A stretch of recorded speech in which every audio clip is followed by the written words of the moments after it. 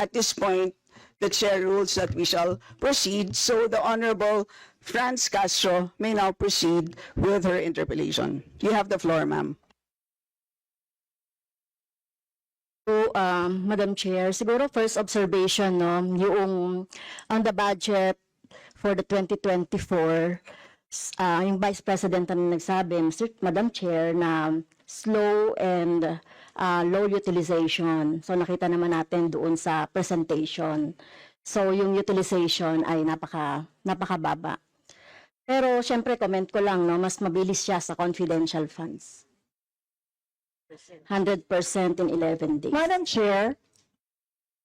So, Madam Chair, so according to the utilization of the confidential and intelligence funds submitted by the COA to us, no, so we have here surveillance and monitoring.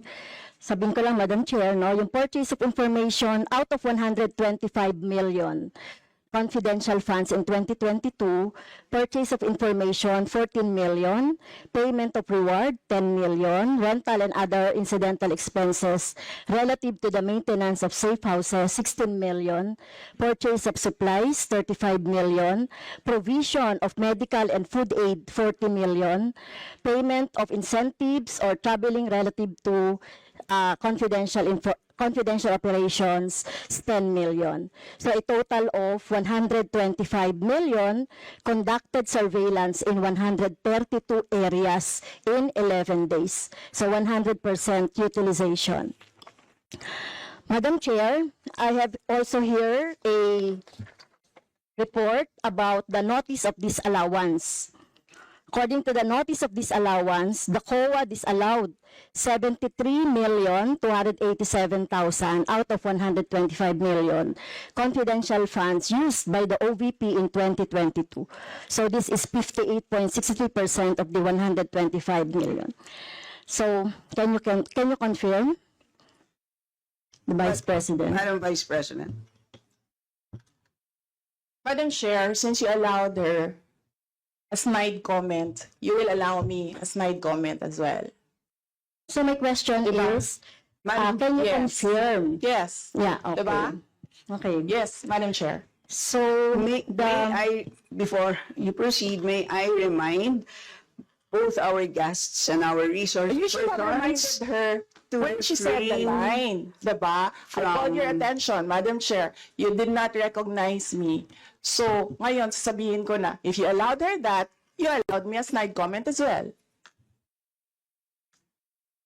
I don't recall hearing a snide comment, Madam Vice President. Ang snide comment, that's a matter of judgment. So please proceed Secretariat, please Madam proceed, Chair, I ma'am, would like the with your- Secretariat to repeat the first 3 lines of the Well, comments. point of order, Madam Chair. Point of order, Madam Chair, kasi parang, So let's please proceed with the answer. point of order, Madam Chair. Madam Chair, kasi parang siya yung nagpe-preside eh.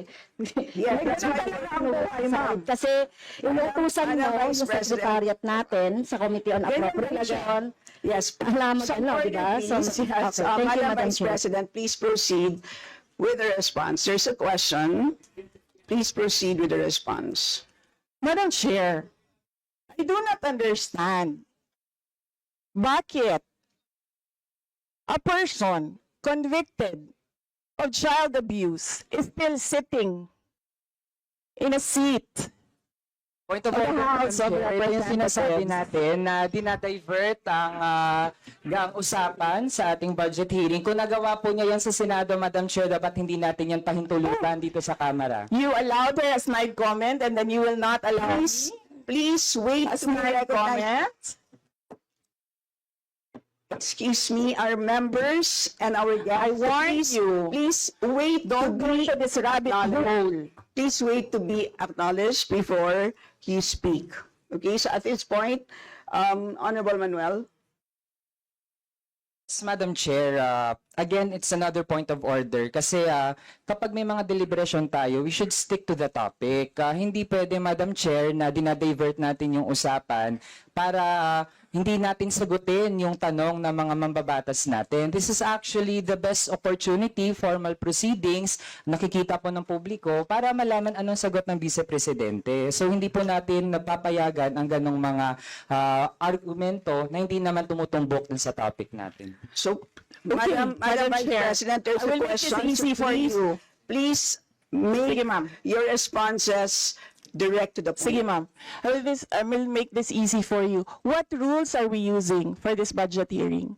We have our rules Yes, ma'am. adopted by the Committee on Appropriations. Right, okay. We searched for that rule. So we only found the general rules. So we have a copy of the rules for the budget hearings. Well, as far as I'm concerned, mas importante ang rules para sa amin. Kayo po, ang kailangan nyo lang marinig is yung acknowledgement for you to begin to speak. Yun lang po ang pinaka-importante para sa guests. Sa totoo lang po. Yes, ma'am. So, ang pinaka-importante, yes, you may proceed. At saka po yung adjournment. Yun lang po. Yung termination po. Yun ang pinaka-importante lang po. For the rules, yun ang ay importante para sa members. But we may provide the copy to you. Yes, So ma'am. please proceed and answer the May we question. request a copy? Yes, yes, absolutely. But Yes. please, there is a question. And do you want us to repeat the question? And we will not penalize you all the time. I don't You can repeat the facts from the notice of disallowance. I don't need the repeat of Honorable the Franz. question. Yes, Honorable Franz Castro, you may repeat your question on the notice of disallowance, I believe. Yeah, tama, Madam Chair. So according to COA, the notice of disallowance is amounted to 73,287,000 out of 125. At ito po, Madam Chair, yung mga breakdown ng mga disallowed na mga ng mga purchases. So reward payment of 10 million, payment of rewards, various goods, 34.857 million, payment of rewards, medicines, 24.93 million, tables, chairs, desks, computer and printers, 3.5 million. So, ang question, Madam Chair, so yung letter A, B, and C, so nakita naman natin nandoon yung sa joint circular. How about yung ito, no? How about yung mga tables, chairs, desktop, computer, na umabot po ito sa 3.5 million. So, pwede bang maipaliwanag kung bakit ito pinurchase, Madam Chair? Madam Vice President. Madam Chair, I still request for the rules of the budget hearings. Okay, Vice President. gusto mo sagutin ko, ma'am. Yes, Madam. This is a hearing of the budget of 2025. Nasaan dito ang confidential funds? Yung tanong niya, Madam confidential Chair. funds. Nasaan dito? Honorable Madam Franz, Chair, ito yung continuing, continuing questions pa natin noong 2024, during the last budgets. Hindi na ipaliwanag itong 125 million na alam naman natin na wala ito sa budget ng 2022. So, ito, Madam Chair, sa rule naman natin, lahat dito tinatanong no? So, according to the budget, whether it is in the past, kasi nakikita natin yung utilization noong mga budget, kahit na yung past years, ay pwede nating busisiin dito, Madam Chair. Tama ba ako, Madam Chair? I will agree with you, the Honorable Franz Castro. You may proceed, Yes, Madam ma'am. Vice President. Yun yung sagot ko, ma'am. Nasaan ang topic natin dito at ang pinasubmit ninyo sa amin is the budget proposal of 2025. Where in the budget proposal of 2025 is the item confidential funds. In aid of legislation nga ninyo, nakalagay nga doon sa rules ninyo, diba? The discussion should be germane to the topic. The topic is the 2025 budget proposal. Now tell me, Madam Where Vice the President, the Honorable Franz confidential Castro has already provided a sufficient explanation for why she asked the question. So please proceed with your answer. Madam Chair, It's a very why are we simple discussing question. the budget of 2023 and 2024? Honorable friends, Castro. So kung ayaw niya sagutin, Madam Chair, so let me go through na lang with my question kasi related naman ito. Remember, Madam Chair, question natin ito noong last year at yung 125 million na ito ay hindi ito maipaliwanag, no? Dahil nga confidential no? Nagtago sa word na confidential. At ngayon, kailangan nating maipaliwanag at it is in the interest of the people. Yung 125 million na ito, Madam Chair, kaya kailangan ito na mabusisi at kailangan ito maipaliwanag ng OVP. Kaya hindi tayo pwedeng questionin ng mga rules, questionin ng mga topic, etc. Dahil related din naman talaga ito sa budget, Madam Chair. Madam Chair. Yes, you may Yes. proceed. I request that the chairperson of the Finance Committee preside over this hearing. Madam Vice President, with due respect, you are not allowed to do that, Madam Vice President. You are not allowed to introduce any motion. You are a research person in this Not- hearing, Madam President, I did Vice not move, President. ma'am. I requested, the same as vein- your research person, I requested So that the your request chairperson is of the denied, committee. Madam Vice President. Just please answer the question. The issue on confidential funds falls squarely within our discussion of your 2025 budget. Narinig mo yung sinabi niya, ma'am?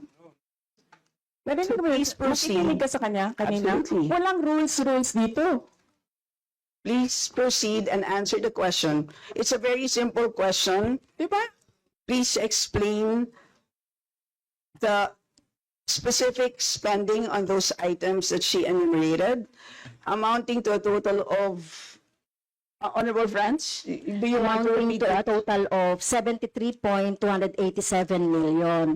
So, dahil may notice of disallowance, so ibig sabihin, Madam Chair, illegal ito at not in accordance with the joint circular by the COA, BBM, and other related agencies. So kung ito ay dinisallow, so ibig sabihin illegal yung paggamit nito. Madam Chair, nitong mga items na binanggit ko po, Madam Madam Chair. Chair, you Madam Vice President. cannot allow a member of the House to just claim that it is illegal.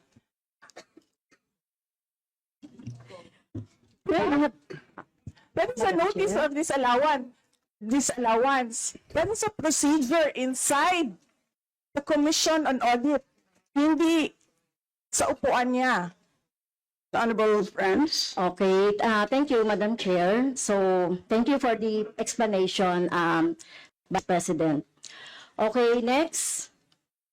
According to accomplishment report of OVP, it spent 10 million for payment of reward. So, Madam Chair, in 11 days, ilang tao kaya at magkano kada tao ang reward? In fact, COA disallowed the whole amount spent by OVP for payment of reward. Hindi ba, Madam Chair, questionable ito?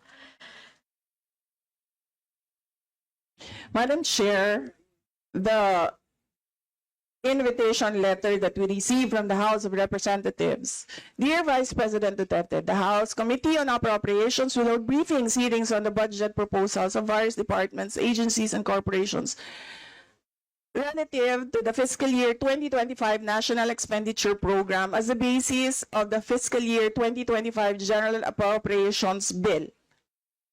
Nasaan? Sa presentation ko kanina, ang haba. Ang confidential funds. Honorable Friends, Castro.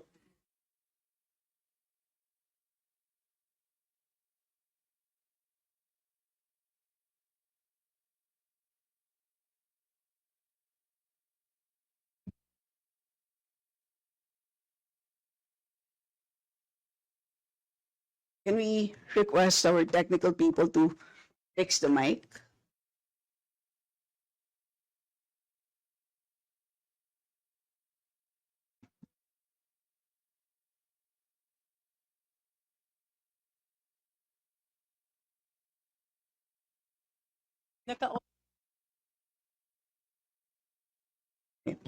Can everybody check their mics and make sure that they're switched off para maka-switch on yung si Franz?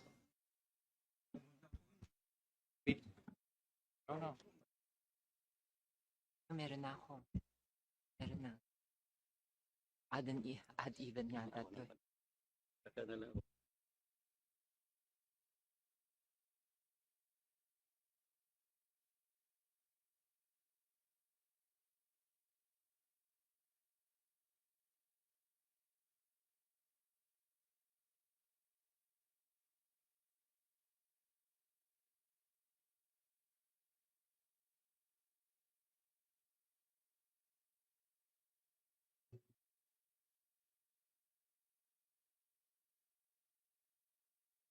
Madam Chair, point of order lang ulit, Madam Chair. Kasi kailangan lang nating ma-establish. I would assume hindi naman po pinanganak kahapon ng ating resource person. Practice po natin sa Madam House Chair, that is a bago snide po- remark. na para po tayo ay makapagtalakay ng budget na pinopropose para sa susunod na fiscal year, chine-check natin paano din gumagastos yung mga ahensya even in the current year and in the past year. Also, Madam Chair, Section 162, Rulings as Precedents, rulings on questions raised by members shall form part of the parliamentary practice of the House. At practice po natin since time immemorial na hindi lang po ang proposed budget yung tinatalakay. Kasi yung performance ay dapat bahagi din ng discussion. Yun lang, Madam Chair. Noted. Honorable Franz, could you kindly check if your mic works? Okay, thank you, Madam Chair. So, so yun po, no, yung sinasabi natin kanina, yung payment ng reward, the resource person can answer this. Questionable, tingin ko ay questionable ito. Okay? So, next, according to the accomplishment report, isa sa pinaggamitan ng OBP ng confidential funds ay yung provision of medical and food aid. This is not allowed under the Joint Circular number 2015-01 dahil kailan pa naging confidential fund ang pagbibigay ng ayuda. Or kung ito naman ay ginamit sa mga ginamit na tao o informant in 11 days. So paano kaya ginamit itong 14 million na ito, no, para sa medical and food aid in 11 days, Madam Chair? So yun yung tanong ko. Kung hindi ito ginamit doon sa mga aids, medical aid or food aid, pero paano kaya, Madam Chair, ginamit itong 14 million na ito as a medical and food aid ng ilang tao in 11 days? So yun po yung tanong natin, Madam Chair. Madam Vice President. Madam Chair, the subject of this hearing is the OVP 2025 budget proposal. We do not have an item of confidential funds in the OVP budget proposal. Honorable Franz. So, may I continue, Madam Chair? Isa sa bumubukol na confidential fund ng OBP noong 2022 ay nasabi ko na, Madam Chair, yung medical and food aid at saka yung mga purchase of supplies. According to the accomplishment report, the OBP spent 14 million now for medical and food aid in 11 days. So, ang ibig sabihin nito, Madam Chair, konting math, pumapatak na 3.64 million kada araw ang gastos, no, para sa food and medical aid. So hindi natin maintindihan, Madam Chair, paano ito ginastos in 11 days, no? 3.64 million kada araw dito sa item na ito. Madam Vice Do you want to President. comment? Madam Vice President. I did not call you, ma'am. It was Representative Arroyo who called you. The chair would like to remind both the resource persons and the members to please wait to be acknowledged before you speak. Yes, ma'am. So, Tinawag you mo mean, ako. yes, For what, ma'am? to respond. So any comment, Madam Chair, dun sa sinabi natin based dun sa accomplishment report, So, kung gagamitan natin ng konting math, 3.64 million kada araw ang gastos para sa medical and food for 11 days. For how many people ba ito? Madam Chair, the topic and the invitation of the House of Representatives to the Office of the Vice President for this hearing is the 2025 budget proposal. There is no confidential funds in the 2025 budget proposal. For the information of the body, the letter that we sent, our Madam Vice President, reads as follows. In the second paragraph, we noted the following topics to be discussed. Item number 3 is comparative budget allocation and utilization rate from fiscal year 2019 to 2023. That's item number 3. So I can provide you copies of the letter. So clearly, confidential funds spent in 2022 falls squarely within that. So yes, Honorable Francie, may proceed. Yes, Madam Chair. So, mukhang hindi na tayo sasagutin ng hindi na ako sasagutin ng ating Vice President. So, sa bawat sagot kasi na ganyan ng ating Vice President, for the record, since ayaw magpaliwanag ang BP, so ibig sabihin nito, yung paggastos ng 125 million ay na pera ng taong bayan ay hindi maipaliwanag. So, yun lang, Madam Chair. Kaya hinihiling natin sa Vice President o OVP na kailangan na maipaliwanag itong mga sinasabing item dito. Anyway, Madam Chair, sa kanila naman nanggaling yung utilization of confidential and intelligence fund. And of course, ito lang naman ang hawak ko din dito, yung notice of disallowance. Kaya gusto talaga nating maintindihan, Madam Chair, kung ang notice of disallowance ay, so syempre, papaliwanag pa nila yan, kung paano, di ba? So, kailangan malaman din ng taong bayan na sila yung nagbibigay ng pondo para sa operations ng OVP at lahat ng mga agency. At kailangan yung maipaliwanag. So, hindi pwede yung ganyan na yung tactics na ganyan na parang parang sorry for the pusit, na kapag nasusukol na ang pusit ay nagaano ng maitim na tinta. So ayaw natin ng ganun, Madam Chair, kasi yung atin namang pinag-uusapan dito ay budget. No? So wag naman mag-ugaling pusit ang Office of the Vice President. Madam Chair, may I point of information only, Madam Chair? May I? Madam Chair, No, sorry, wait. Before you, I'd like to, before we proceed to the next person on the list, I believe that our former President, Gloria Macapagal-Arroyo, would like to interject. Observation made in relation to the point of order, because in the beginning, it was settled that the issue would be the 2025 budget. And in all our hearings, to what I recall, when we want to question something about performance, we question the 2024 budget, not the 2023 budget. What is being questioned now is the 2023 budget, which was discussed very extensively last year. And that is the reason why the House removed the confidential funds. So that issue has already been, to my mind, for purposes of the budget hearing, laid to rest. So that's my observation, Madam Chair. We note that, Madam former President, but of course we know that yung pompondo ng 2023 ay of course pwede pa rin maging continuing appropriation hanggang 2024. So in the same way, 2022 pwede maging continuing pa rin 2023. At alam din po natin, last year pinagdebatihan po natin ng matindi itong 2022 confidential funds, and in fact, we left a homework for the COA. Sinabi natin sa kanila na kailangan nilang tapusin ang audit by November, I believe mid-November of last year. And since then, hindi na natin alam kung ano nangyari. So that's the reason for why tinatalakay natin ito. And it's a big amount of money.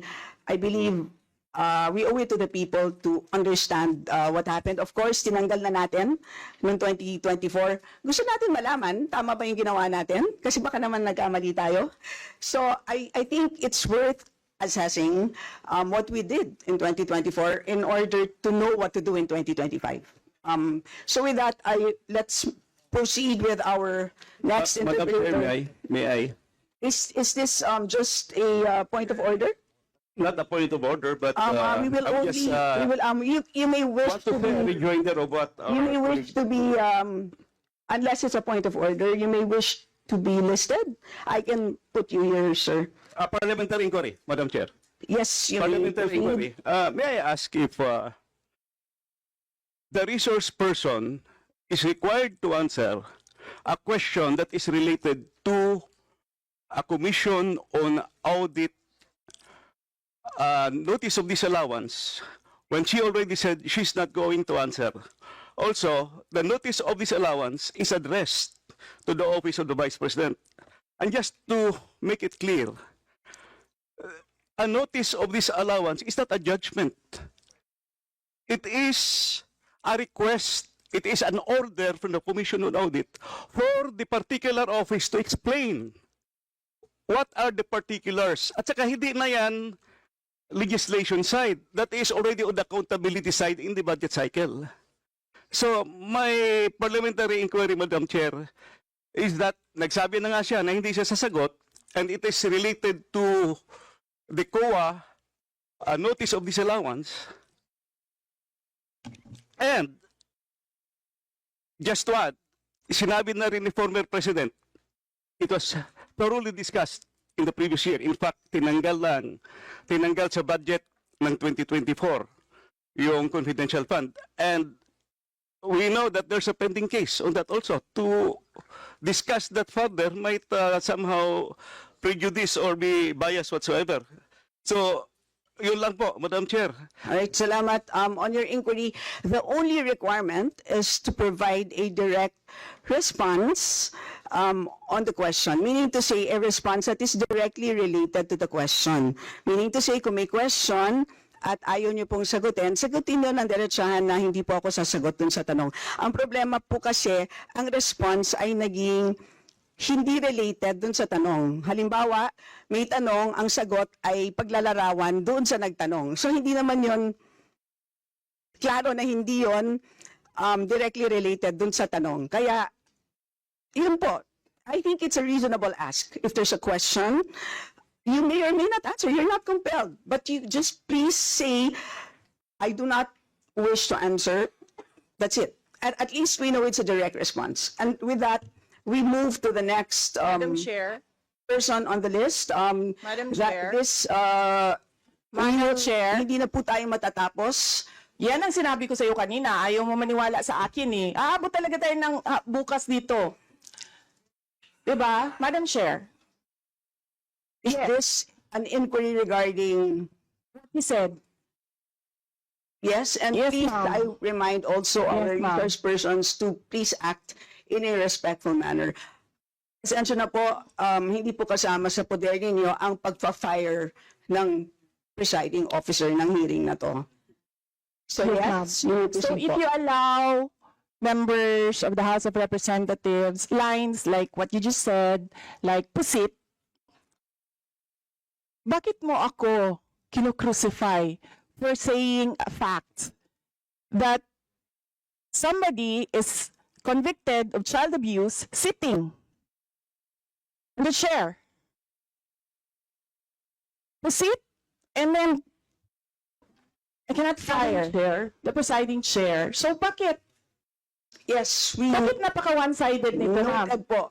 Dahil ba madami kayo dyan sa kabila at nag-iisa ako dito? We note all your comments, ma'am, and let us now proceed. Thank you, ma'am. Thank you, ma'am. Madam Chair, point of order. Yes, the Honorable Benny Abante. I just came in and I hear this. We're not talking about the budget. We're accusing each other here. I'd like to find out from the resource speaker if this is the kind of hearing that we're going to have. Sir, I am not the presiding officer of this hearing. I know. Yes, sir. But the thing is, you're asking questions, Madam Chair. The speaker does not have any right to ask questions. Or do you have? Where is that Madam Vice in your President, rules that Madam a Vice resource President, person this is cannot a budget hearing. request for clarification? Some order, please. Some order, please. Yes, Honorable Benny Abante, you may proceed. I'm just asking a question to our resource speaker, you know, because she's asking a question and she's accusing some of the members of this committee. I just would like to find out if we are the ones that have the right to ask questions and her right is to answer the questions of the committee. Okay, so we Yun lang po sa akin yung point of order, Madam Chair. Yes. I think you understand me, Silence. Madam Vice President, am I right? No, sir. I'm gonna ask the chair to ask you to clarify what are my Yeah, accusations. please wait to be recognized, ma'am. Pasensya na po. So again, I'd like to remind our resource persons that you are here, you're invited to answer, to present, and you've done that. Thank you very much. And at this point in time, you're here to respond to the questions of our members, and we request you to please respond in a direct way. So, with that, I'd like to recognize from the majority the Honorable Milagros Aquino Magsaysay.